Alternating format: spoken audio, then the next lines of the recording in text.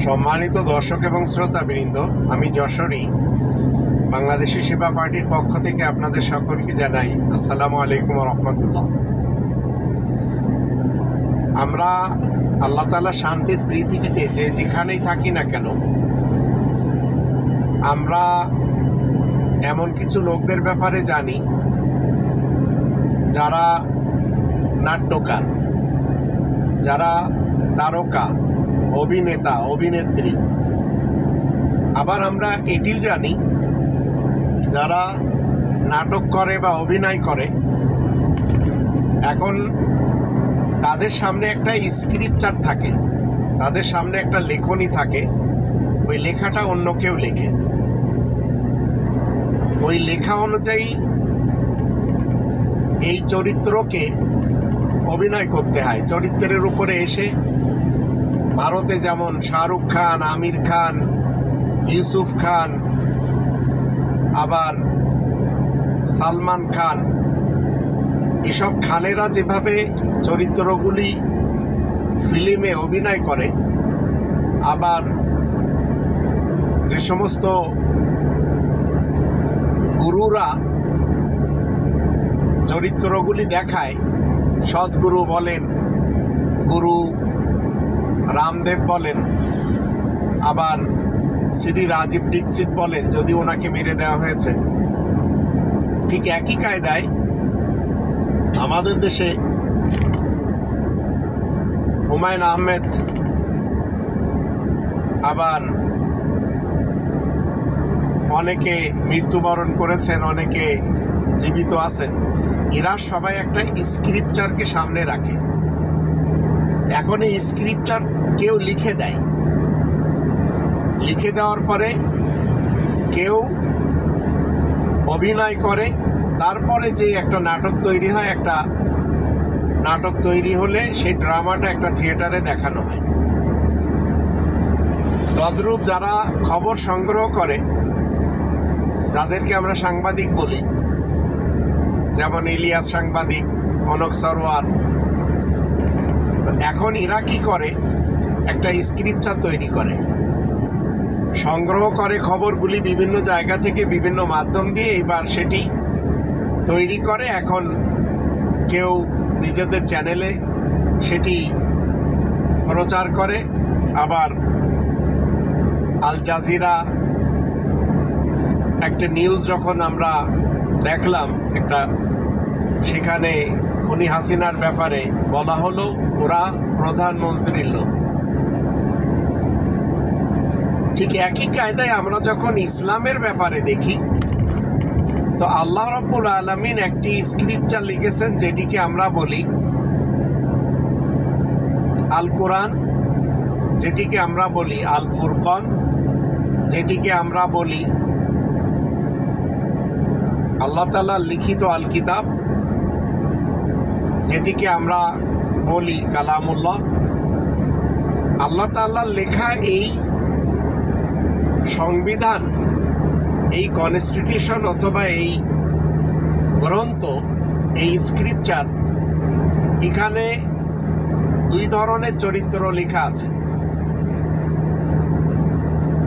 এক ধরনের চরিত্র যখন আমরা 64 নম্বর সূরা আর তাগাবুনের 2 নম্বর আয়াত দেখি, ওয়াল্লাযী খলাকাকুম ফামিনকুম কাফির ওয়া মিনকুম মুমিন, সেখানে আমরা দুটো চরিত্র পাই। আল্লাহ বলছেন যে সেই সত্তা তোমাদেরকে সৃষ্টি করেছেন, তোমাদের মধ্যে কেউ কাফের আবার কেউ মুমিন। তো আমরা যখন দুটি চরিত্র দেখি, এই দুটি চরিত্র থেকে আবার অনেকগুলি চরিত্র বেরোয় আসে। তো কোরআনের ভিতরে নবী রাসূলদের টোটাল চরিত্র রয়েছে 24টি। 19 জন নবী প্লাস রাসূল আর 5 জন স্পেশাল রাসূল। এছাড়া রয়েছে সালেহীন, সৎ কর্মপরায়ণশীলদের চরিত্র, শুহাদা, প্রত্যক্ষ ও সাক্ষ্যদাতাদের চরিত্র, সিদ্দিকিন, সত্যবাদীদের চরিত্র। এর বিপরীত আমরা যখন আরো কিছু চরিত্র দেখি, সেগুলি হলো ফিরাউনের চরিত্র, কারুনের চরিত্র, হামানের চরিত্র। ফিরাউন মানে দেশপ্রধান, দেশপ্রধানের উপাধিকে ফিরাউন বলা হয়। যেমন আয়াত প্রচারের কারণে প্রশংসিত ব্যক্তির উপাধিকে মুহাম্মদ বলা হয়। আর বিশেষ বার্তার বাহককে বলা হয় আর রসুল। হামান বলা হয় যত এমপি মন্ত্রী রয়েছে তাদেরকে, আর কারুন বলা হয় যত পুঁজিবাদী রয়েছে তাদেরকে। তো কোরআনের দুই ধরনের চরিত্র রয়েছে। যখন আমরা 28 নম্বর সূরা আল কসসের 85 আয়াত পড়ি, সেখানে বলা হচ্ছে ইন্নাল্লাযী ফারাদা আলাইকাল কোরআন, নিশ্চয় সেই সত্তা তোমার উপরে আল কোরআনকে ফরজ করেছেন। তো আল কোরআনের আদেশসূচক বাক্যকে মেনে চলা ফরজ, আর নিষেধসূচক বাক্য তার থেকে বাঁচা ফরজ। তো যখন একজন মানুষ আয়াত প্রচার করে, তখন সে আল্লাহ তাআলার পক্ষ থেকে প্রশংসিত হয় মুহাম্মদ হয়ে। যখন আল্লাহ তাআলার বার্তাকে ডেলিভারি দেয়, তখন সে আবার রসুলুল্লাহ হয়। তাই কোরআন বলে মুহাম্মাদুর রসুলুল্লাহ। এখন এই উপাধি চরিত্রটা চলমান। আমি যশোরে যখন আল্লাহ তাআলার পৃথিবীতে 24 জন নবী রাসূলদের, সিদ্দিকিন, শুহাদা এবং সালেহিনদের চরিত্রের উপরে অভিনয় করতে পারবো, আমি জান্নাতে যাব। আর এর বিপরীত কারুন, ফিরাউন, হামান, তাগুত, কাফের, ফাসিক, জালিম, মুশরিক, মুনাফিক, মুতাকাব্বির, এদের কারোর চরিত্রের উপরে অভিনয় করে অভিনেতা অভিনেত্রী হব, তখন দোজখে যাব। তো এটি এত সহজভাবে আল্লাহ বুঝিয়ে দিয়েছেন। এখন এই স্ক্রিপচারের আপনি কোন ক্যারেক্টারটা নেবেন সেটি আপনার নিতান্তই ব্যক্তিগত ব্যাপার। আপনি কাফেরের চরিত্র নিতে পারেন, আয়াত গোপনকারী যারা। আপনি মুমিনের চরিত্র, মুসলিমের চরিত্র নিতে পারেন। আপনি নবীদের, রাসূলদের, সিদ্দিকিন এবং শুহাদাদের চরিত্র নিতে পারেন। আপনি যখন সৎ ক্যারেক্টারগুলির চরিত্রকে অভিনয় করবেন, তখন আপনি জান্নাতি। আর যখন অসৎ এবং নোংরাদের চরিত্র অভিনয় করবেন, তখন আপনি জাহান্নামী। এটি আপনাদেরকে মনে রাখতে হবে। আর কোরআন যদি কেউ বলে এটি সওয়াব কামানোর জন্য পড়তে হয়, তো মনে রাখবেন কোরআনের যে 5টি দাবি রয়েছে, সেই 5টি দাবির বিপক্ষের যারা কোরআনের অপোজিশন, তাদের কথা। তো কোরআনের 5টি দাবি কি? 1 নম্বর দাবি হচ্ছে কোরআনকে 100% বিশ্বাস করতে হবে, 99% বিশ্বাস করলে হবে না। আর কোরআন 100% বিশ্বাস করার স্ক্রিপচার, আল্লাহ তাআলার পক্ষ থেকে লিখিত নির্ভুল স্ক্রিপচার, নির্ভুল সংবিধান। 2 নম্বর সূরা আল বাকারার 2 নম্বর আয়াত মতে যালিকাল কিতাবুল লা রাইবা ফীহি। 2 নম্বর দাবি হলো কোরআনের নিজস্ব যে ভাষা রয়েছে, সেই ভাষায় পড়া শেখা। এটি মুখস্থ করা অথবা এটির জন্য মাদ্রাসায় যাওয়া আদৌ কোনো নির্দেশ নেই। 3 নম্বর হচ্ছে মাতৃভাষায় এটি জানা। আর 4 নম্বর হচ্ছে কোরআন মতে জীবন কাটানো। 5 নম্বর হচ্ছে কোরআনে তাবলীগ করা। এই 5টি দাবি যদি আপনি আপনার জীবনে ফুলফিল করে নিতে পারেন, তাহলে আপনি হবেন একজন জান্নাতি ব্যক্তি। আদার দেনের বিপরীত যদি আপনি তাগুতের অনুসারী হন, ইবলিস এবং শয়তান হয়ে জীবন কাটান, মুতাকাব্বির হয়ে জীবন কাটান, মুনাফিক হয়ে জীবন কাটান, কাফের, ফাসিক এবং জালিম হয়ে জীবন কাটান, তো আপনি বিনা সন্দেহে একজন জাহান্নামী ব্যক্তি। এখন ফয়সালা জান্নাতে যাওয়ার জন্য আপনার কাছে, জাহান্নামে যাওয়ার জন্য আপনার কাছে। এটি আমাদেরকে চলমান মুহাম্মদুর রাসূলুল্লাহ কি বলছেন? 18 নম্বর সূরা আল কাহফের 29 নম্বর আয়াতের শুরুতে বলা হচ্ছে, ওয়াকুলিল হাক্কু মির রাব্বিকুম ফামান শাআ ফালিউমিন ওয়া মান শাআ ফালিয়াকফুর। এবং তুমি বলে দাও, বিশেষ সত্য তোমাদের রবের পক্ষ থেকে এসেছে, যার ইচ্ছা সে মেনে চলতে পারবে, যার ইচ্ছা সে অমান্য করতে পারবে। তাহলে বোঝা গেল মানার এবং না মানার ব্যাপারে পূর্ণ স্বাধীনতা আল্লাহ দিয়েছেন। এখন এই স্বাধীনতা যারা আমাদের কেড়ে নিচ্ছে, এরা দুই শ্রেণীর লোক।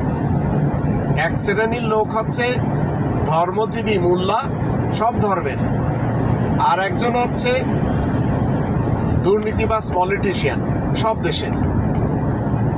তো সব ধর্মের, সব দেশের এই দুই ধরনের লোক আপনাকে আমাকে জান্নাতে যেতে দেবে না, কারণ এরা হচ্ছে জাহান্নামী। তো এরা কোনোভাবেও কোরআনের মুহাম্মদুর রাসূলুল্লাহ ওয়া খাতামান নাবিয়িনের ধারে কাছেও আপনাকে আমাকে ঘেঁষতে দেবে না। তো এদের কাছে রয়েছে আরব ইতিহাসের মোহাম্মদ ইবনে আবদুল্লাহ, যার ইতিহাস এতটাই নোংরা যে তার ইতিহাস যদি আমি পড়ি তাহলে লজ্জা পাই। যেমন ধরুন, 6 বছরের কারোর কন্যাকে বিয়ে করা, এটি লজ্জাজনক ব্যাপার। 23 বছরের জীবনে 57টি যুদ্ধ করা, এটি কেউ মেনে নেবে না। অ্যাট এ টাইম 21টি স্ত্রী রাখা, আবার 2 জন বিয়ে ছাড়া রাখা, এগুলি আরব ইতিহাসের মোহাম্মদ ইবনে আবদুল্লাহ চরিত্র, কোরআনের মুহাম্মদুর রাসূলুল্লাহ না। এখন যদি আপনি জান্নাতে যেতে চান, তাহলে উলামায়ে কুফার, উলামায়ে আজাজিল এবং এই কাফের হুজুর, বক্তার, পীর, জামানার ইমাম, এদেরকে ছেড়ে দিতে হবে। কোরআনের 5টি দাবি এরা কখনো আপনাকে জানতে দেবে না। এদেরকে ছেড়ে যখন কোরআনের 5টি দাবির উপরে এসে উপনীত হবেন, তখন আপনি একজন স্বর্গীয় ব্যক্তি হবেন, এই কালে এবং পরকালে। আর দুর্নীতিবাজ পলিটিশিয়ানদের পিছনে যদি যান, তাহলে আপনি কোনোভাবেও জান্নাতে প্রবেশ করতে পারবেন না, এই কালে এবং পরকালে। কারণ তারা আপনাকে শুধুমাত্র ওয়াদা করবে যে 2041 সালে আমরা খুব তীর মারব। তো এই ধরনের ওয়াদা আমরা কিন্তু 1971 থেকে শুনেই আসছি। তো যারা ওয়াদা আমাদেরকে দিয়েছে, তাদের অধিকার আবার চলে গেছে। আমরা 5 জন ফিরাউনকে দেখতে পেয়েছি আমাদের দেশে, জিয়া মুজিব, এরশাদ, হাসিনা, খালেদা। জাতিকে শুধুমাত্র বেকুব বানায় এরাই লুটে পুটে খেলো, আর এদের সাথে যারা অন্যান্য জাহান্নামী যারা রয়েছে তারাও। তো গোটা বিশ্বের ইতিহাসটা আমরা এইভাবে দেখি, এরা সব চোর, তাই চোরে চোরে এরা সবাই মাসতুতো ভাই। এরা চুরিও করে, সেনা জুড়িও করে। মানে চুরি করার পরে এরা বুক টান করে আবার এদের পোষ্য কুকুরদের বলে চোর ধরো। তো পোষ্য কুকুররা আবার চোর ধরে। ব্রিটিশরা শিক্ষা দিয়ে গেছে যে জনগণের উপরে রাজত্ব করতে হবে সামান্য কিছু পুলিশদের নিয়ে। এখন আল্লাহ তাআলার পৃথিবীতে যদি আপনি জান্নাতে থাকতে চান, তাহলে কোরআনের ক্যারেক্টার্সগুলি অভিনয় করুন, আমল করুন, তদ অনুযায়ী চলুন, দেখবেন শান্তি পাবেন। পক্ষান্তরে কোরআনের কু ক্যারেক্টার যেগুলি বলে দেওয়া আছে সেগুলির উপর আপনি যদি আসেন তাহলে কোনোভাবে জান্নাতে যেতে পারবেন না, গ্যারান্টি 100-100। আর একজন মানুষকে আর একজন মানুষ জান্নাতে পৌঁছাতে পারে না। যেভাবে ধর্মজীবী মোল্লারা বলে কোরআন খানি করলে সওয়াব হয়, মিলাদ পড়ালে সওয়াব হয়, ইসালে সওয়াব করলে পৌঁছে যায়, এগুলো সব মিথ্যা কথা। এগুলি তাদের ধান্দার এক একটি স্টেজ, তাদের ধান্দার এক একটি অভিনয়ের এক একটি তাদের সেক্টর। এই সেক্টরগুলিতে যদি আপনারা যে ধরা খান তো আপনাদের পকেটের পয়সা চলে যাবে। যেমন মাজার কিছু লোকেরা তৈরি করে নিয়ে খাচ্ছে, তো আপনারা যারা মাজারে টাকা দিচ্ছেন কখনো চিন্তাও করতে পারছেন না যে মাজারের ভিতরে যে আসে সে তো খায় না। এই টাকাগুলো যায় কোথায়? জীবিতরা খায়, যারা ওই ধান্দা করে খায়। তো এই জন্যই জান্নাতে যেতে হলে আপনাকে আমাকে সরাসরি আল্লাহওয়ালা হতে হবে, কোরআনের 5টি দাবি মতে চলতে হবে, অন্যথায় আপনি জাহান্নামী।